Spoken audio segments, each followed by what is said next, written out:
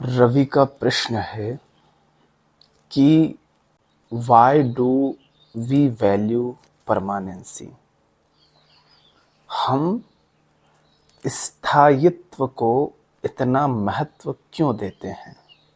Y do we want permanency. हम स्थायित्व क्यों चाहते हैं? सबसे पहले तो स्थायित्व क्यों चाहते हैं यह समझ सकें, उसके लिए ये समझना ज़रूरी है कि स्थायित्व माने क्या। यदि हमें प्रश्न अच्छे से समझ आएगा तो हम उसमें गहरे जा सकते हैं। तो हम यहाँ किसी चीज़ को परिभाषित नहीं करने जा रहे हैं। महत्वपूर्ण है समझना, महत्वपूर्ण है भ्रम का हटना। तो स्थायित्व यानी वह स्थिति जब कोई परिवर्तन ना हो, वह स्थिति जहां निरंतरता हो, स्थिरता हो। किसी वस्तु, व्यक्ति, विचार, मान्यता, भावना, सुख इत्यादि की अपरिवर्तनशीलता की स्थिति, वह है स्थायित्व। उदाहरण से हम इसको समझेंगे तो बहुत अच्छे से स्पष्ट हो जाएगा। जैसे कि मैंने कोई गाड़ी खरीदी।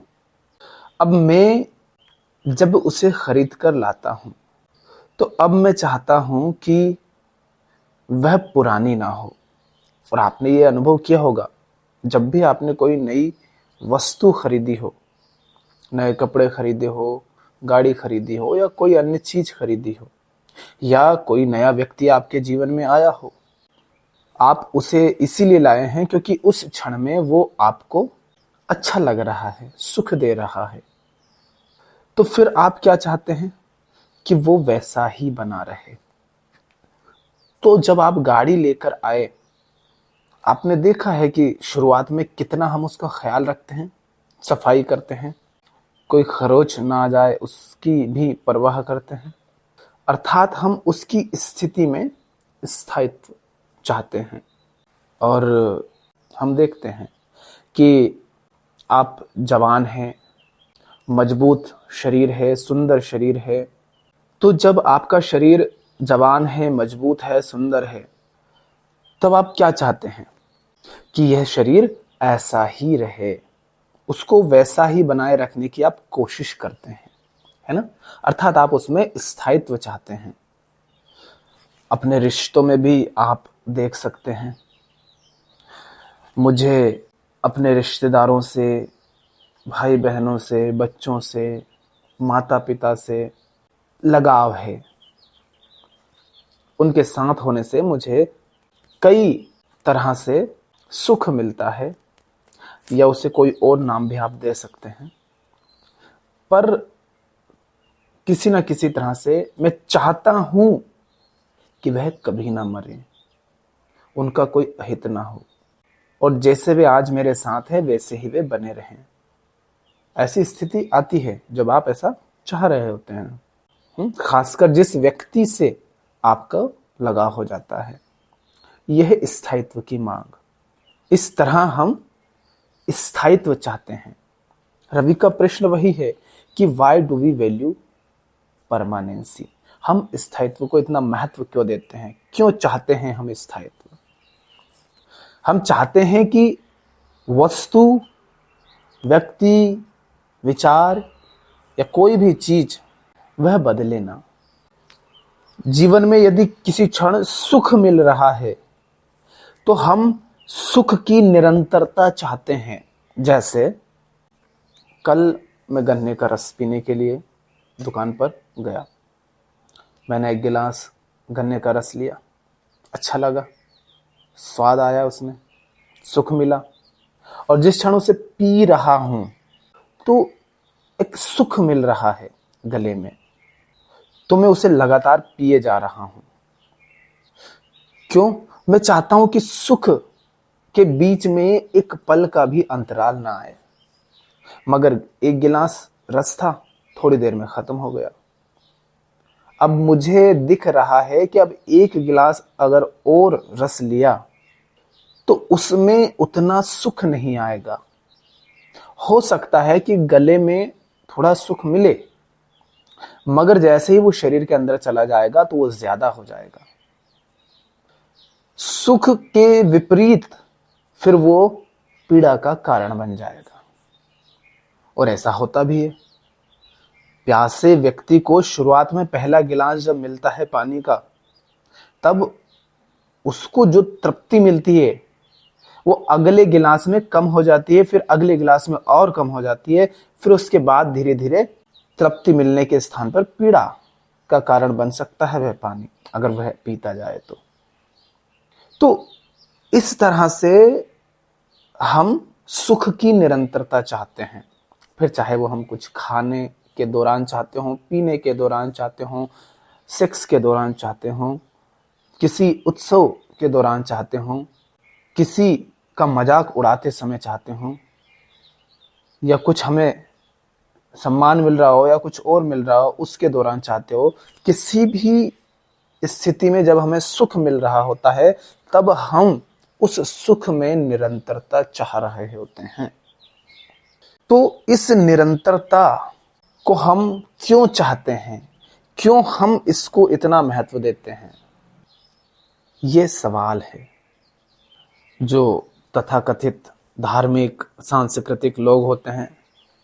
वे चाहते हैं कि अतीत की उनकी परंपरा चलती रहे, उनका परिवार चलता रहे, उनका कुल कभी नष्ट ना हो, उनकी संस्कृति और फैले और विस्तार पाए और चलती रहे, समय में आगे बढ़ती रहे। कोई व्यक्ति किसी खास धर्म या संप्रदाय या संगठन से जुड़ा है तो वह चाहता है कि उसका धर्म, संप्रदाय या संगठन निरंतर रहे। कोई व्यक्ति बड़ा राष्ट्रवादी है, वो चाहेगा कि उसका देश खूब विस्तार पाए, दुनिया पर छा जाए और सदा चलता रहे, मिटे नहीं। कोई व्यक्ति किसी तरह की नौकरी करता है, कोई कंपनी, कोई धंधा करता है तो वह चाहता है कि उसकी कंपनी बंद ना हो, उसका धंधा आगे बढ़ता रहे, उसकी नौकरी बनी रहे। किसी से दोस्ती हुई है, लड़के से या लड़की से या किसी अन्य से, तो आप चाहते हैं कि वो स्थायी रहे, टूटे ना। किसी से पहचान हो जाती है, आप चाहते हैं कि पहचान बनी रहे, इसीलिए फिर आप कहते हैं भाई आपका फोन नंबर दे दो, बार बार आप उससे मिलते हैं। जो मालिक है वो चाहता है कि उसकी मालिकियत निरंतर बनी रहे। नेताजी जो किसी पद पर आसीन हैं, उन्हें कोई कुर्सी मिल गई है, अब वे चाहते हैं कि वो कुर्सी उनसे छूटे ना। समाज में खासकर महिला शोषित है और उसका शोषण जो सबसे बड़ा हो रहा है वो ये कि वो चार दीवारी में ही कैद है, अधिकांश महिलाएं। मगर न वो उस चार दीवारी से बाहर जाना चाहती है, न पुरुष चाहता है कि वो चार दीवारी से बाहर जाए।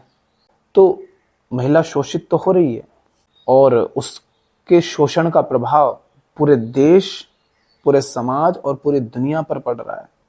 पर फिर भी अधिकांश महिलाएं भी और अधिकांश पुरुष भी चाहते हैं कि ये व्यवस्था ऐसी ही चलती रहे, इसमें कोई बदलाव ना आए। तो इस तरह से यदि आप अपने जीवन में देखें तो हर तरफ अनेक तरह से हम स्थायित्व चाहते हैं, निरंतरता चाहते हैं। हम चाहते हैं कि कुछ बदले ना, कोई परिवर्तन ना आए, अपरिवर्तनशील रहे। खासकर मैं सदा रहूं, मैं मिटू ना, मैं मरूं ना, मेरी मृत्यु ना हो, इसमें भी हम स्थायित्व चाहते हैं। शायद आप देख पा रहे होंगे कि किस तरह हम स्थायित्व की मांग से हर तरफ से घिरे हुए हैं। लेकिन अब मैं आपसे सवाल करता हूं, आप स्थायित्व तो चाहते हैं मगर कहां?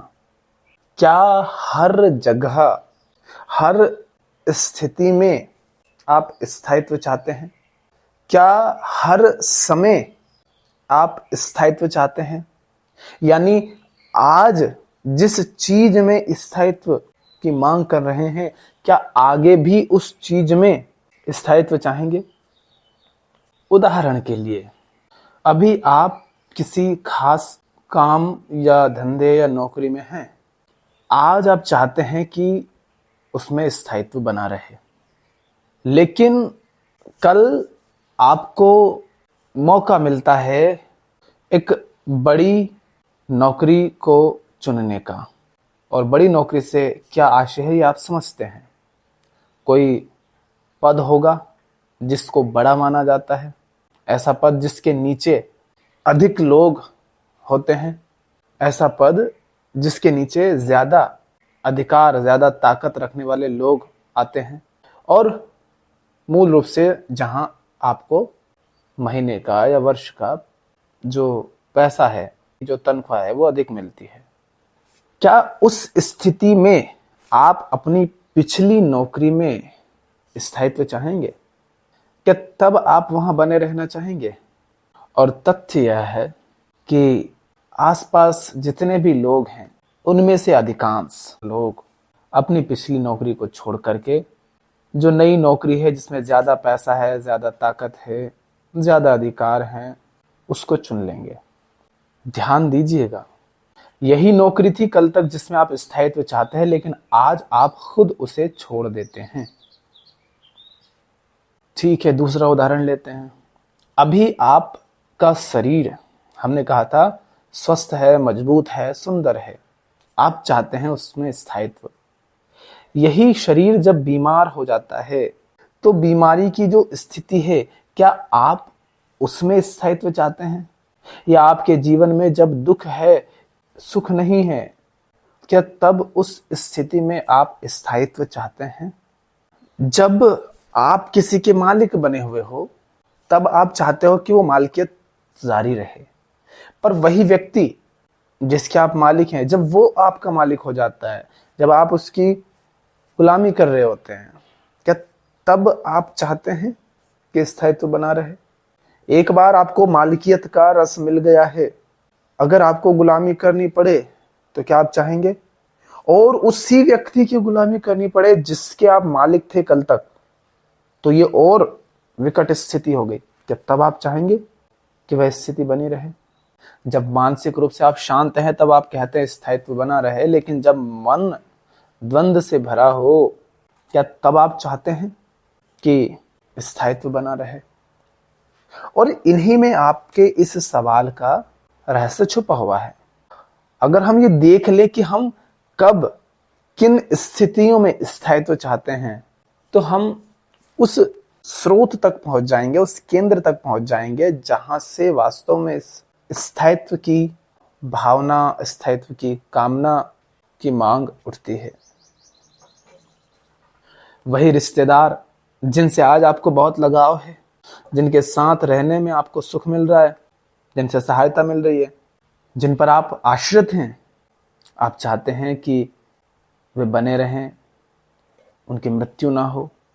लेकिन यही रिश्तेदार जब आपके लिए बंधन बनने लगते हैं, जब आप कुछ चाहते हैं, और यही लोग जब उसमें आड़े आते हैं, रोड़े बनते हैं, बाधा बनते हैं, यही लोग जिन पर आज आप आश्रित हैं, कल जब यही आपके ऊपर बोझ बनने लगते हैं, या जब ये आप पर आश्रित हो जाते हैं, क्या तब आप चाहते हैं कि यह स्थिति बनी रहे? क्या तब आप चाहेंगे कि वे और जिएं, लंबा जिएं?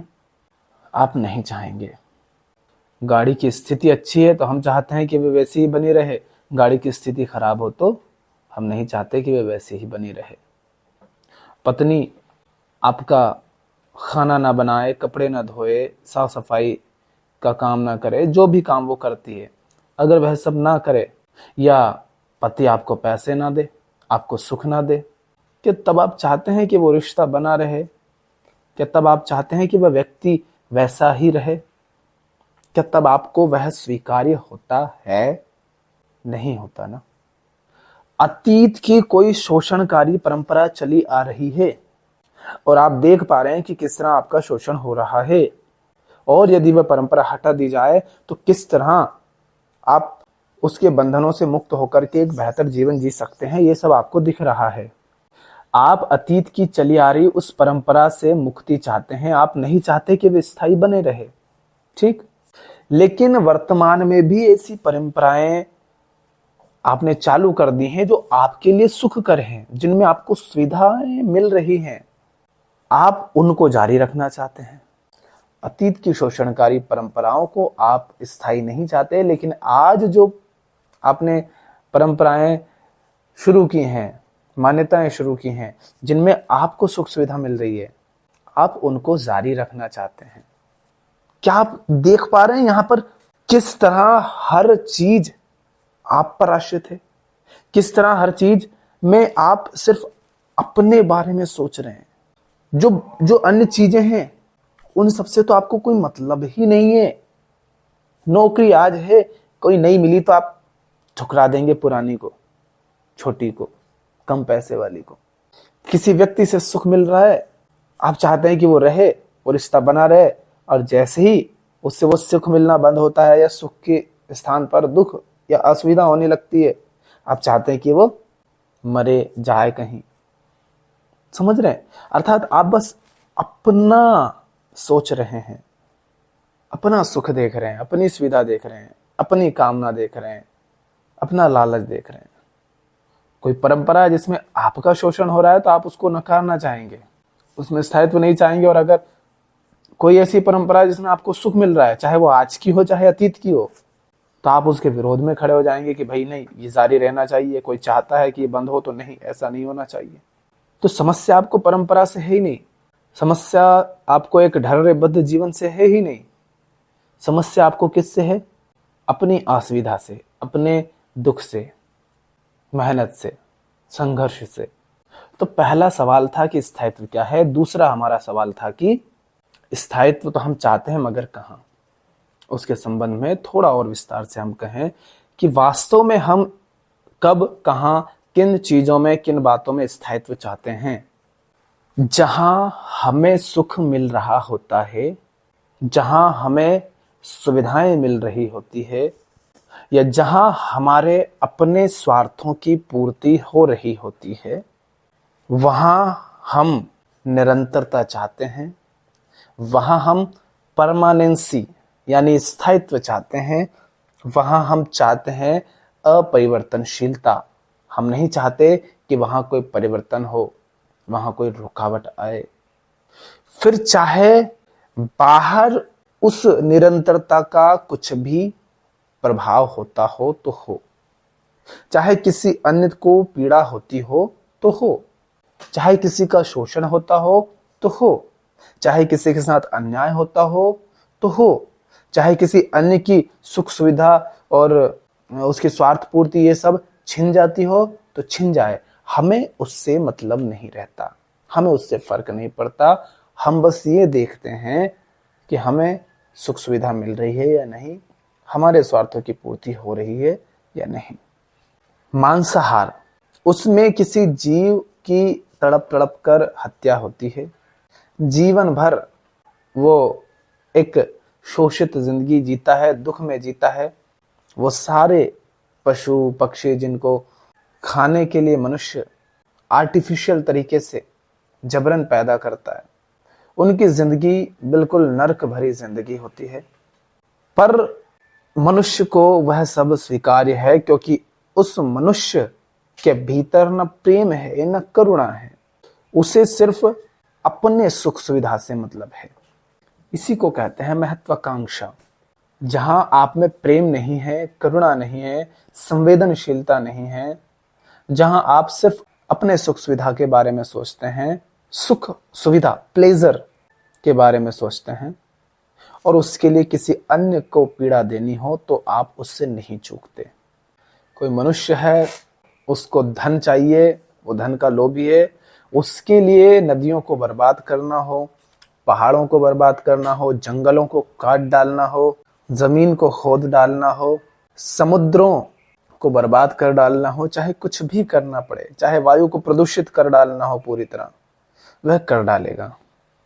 क्योंकि उसको उस सब के माध्यम से किसी तरह से सुख मिल रहा है, उसके स्वार्थों की पूर्ति हो रही है, उसको उस सब के परिणाम स्वरूप रस मिल रहा है, ऐसा उसे लगता है, क्योंकि उसके पास और कोई तरीका ही नहीं है उससे बेहतर स्थिति में जी पाने का। तो वास्तव में हम कहाँ स्थायित्व चाहते हैं? जहां हमें सुख मिल रहा हो, सुविधाएं मिल रही हो, जहां हमारे स्वार्थ की पूर्ति हो रही हो। उसी के साथ हमने जो अभी तक बात की उसमें हमने देखा कि हर जगह हमें केवल स्वयं की ही परवाह है। हमें इस बात से मतलब ही नहीं है कि हमारे सुख सुविधा स्वार्थ पूर्ति के कारण किसी अन्य के साथ क्या हो रहा है, हम उसकी परवाह नहीं करते। हम बस अपने स्वार्थ को देखते हैं, हमें केवल हमारी अपनी परवाह है। तो वास्तव में जब हम कहते हैं कि मुझे जिन लोगों से मोह है, जिनके प्रति लगाव है, वे निरंतर रहें, तब भी वास्तव में हम स्वयं की निरंतरता चाहते हैं, क्योंकि उनके माध्यम से मैं बना रहता हूं।